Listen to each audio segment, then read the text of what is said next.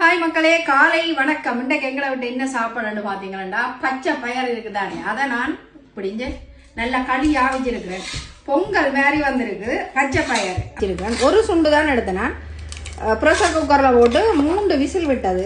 3 whistle விட்டோன்னே பாருங்க இப்படி களியாக வந்துட்டுது. இப்போ அந்த தேங்காய் சோட்டை இருக்குது தானே, இந்த தேங்காய் சோட்டை இதில் போட்டு அவிச்சிட்டேன். இதுக்குள்ளேயே இந்த தேங்காய் பூ போட போகிறேன்.